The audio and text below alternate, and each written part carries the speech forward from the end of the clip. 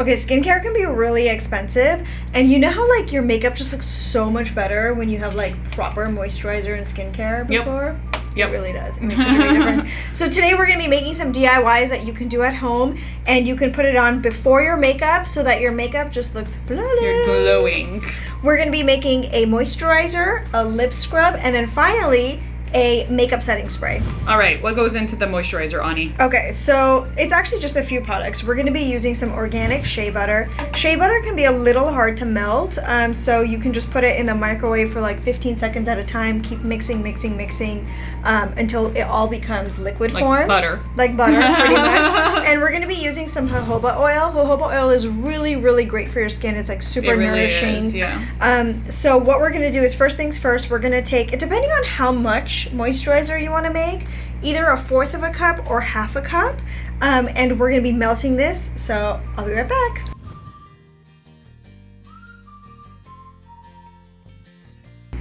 Okay, I'm back. We melted our shea butter, and it should be in kind of like a creamy yellowish form. The nice thing about shea butter is that unlike coconut oil, it's not going to clog your pores, so it's actually a really great ingredient for a DIY moisturizer. That's interesting. I didn't know that. Because like you would think like it's like buttery, like it's just like going to take over. And now we're going to add about, I would say, 2 tablespoons of jojoba oil. If you want it to be less oily, you can definitely add less.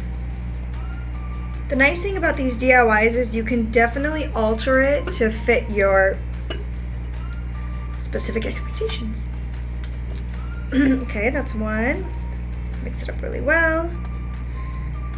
And then once you add both of these together, you're gonna have to whisk it or mix it really, really well, and you're gonna have to let it sit in the fridge until it either hardens, or you can let it sit just in regular room temperature. That's probably going to take about 2 hours, to be honest with you.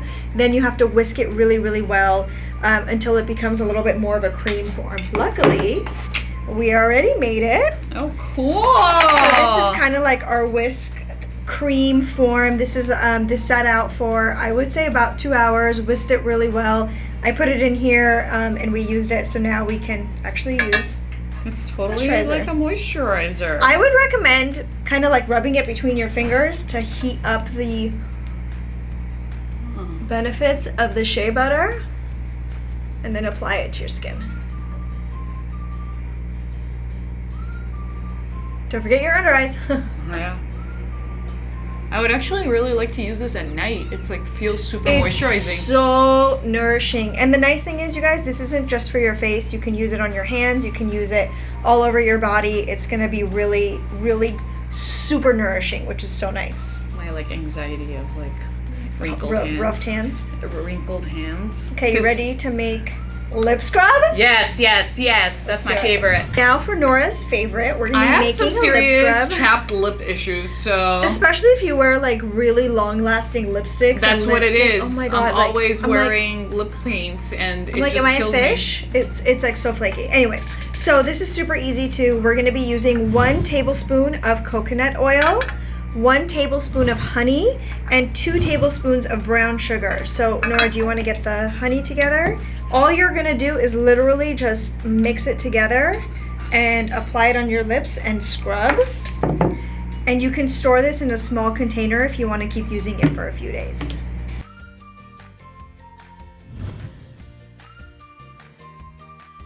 And if you accidentally happen to eat a little bit, it's not a big YOLO.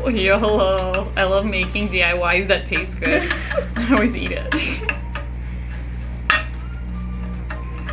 So the end result should be kind of like a crystallized form of sugar, like this.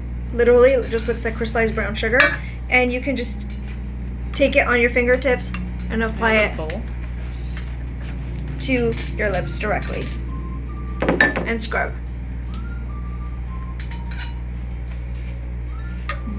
Maybe do it over a sink. It can be messy. And I like this because it's moisturizing too because of the coconut oil. Uh-huh.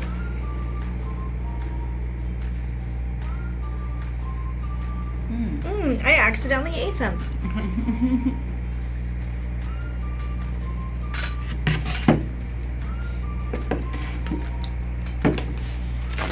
do your lips feel? Wait, I don't know. I just ate mine. Yeah, they're sugary.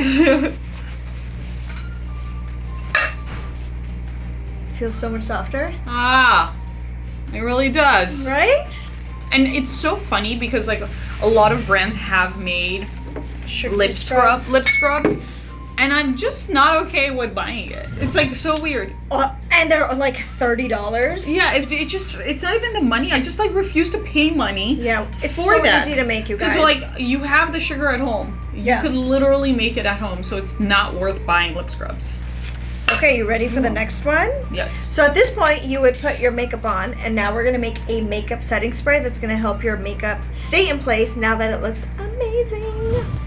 Okay, next up we're gonna make makeup setting spray, and it's super easy. We're gonna use literally half water, half rose water, and this is the rose water that we're gonna be using. They have this at like Whole Foods. They have it everywhere.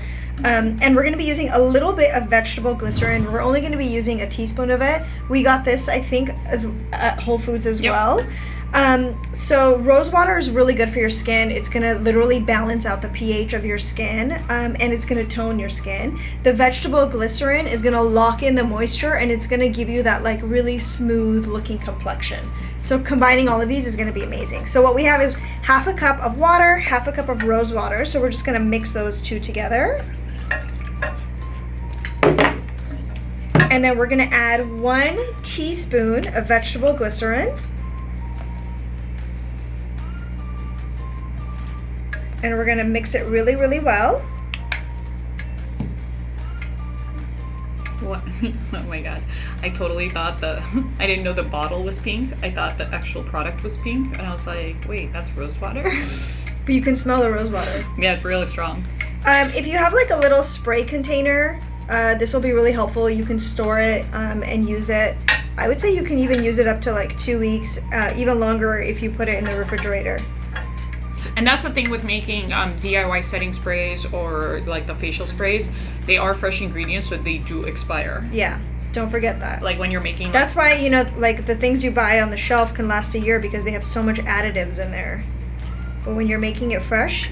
I would always recommend making it in smaller batches, so you could just use it as you go. Okay, so we put a little bit in our little spray container. You ready? Should I spray you? Yeah. That's an aggressive spray bottle. I mean, we don't have any makeup on now, but you can even just use this to spray your face just as a refresher. I know, I just feel refreshed right now. Right? And you guys, these are all things that if you've made any of our DIYs, you probably have already in your pantry. If not, they're so easy to get. And like I said, making it in small batches, like you don't have to deal with any extra additives and things like that. I feel like when you make it with make too much or buy, like you just have so much clutter around the house. Yeah. So these are awesome because like you could get it, make it, and just like be done with it, and then start over again. And if you miss the ingredients for anything, we'll list them all below so that you can reference them and make them at home. If you do make it, or if you have any other suggestions for DIYs, just leave them in the comments below. See you guys next time. Bye.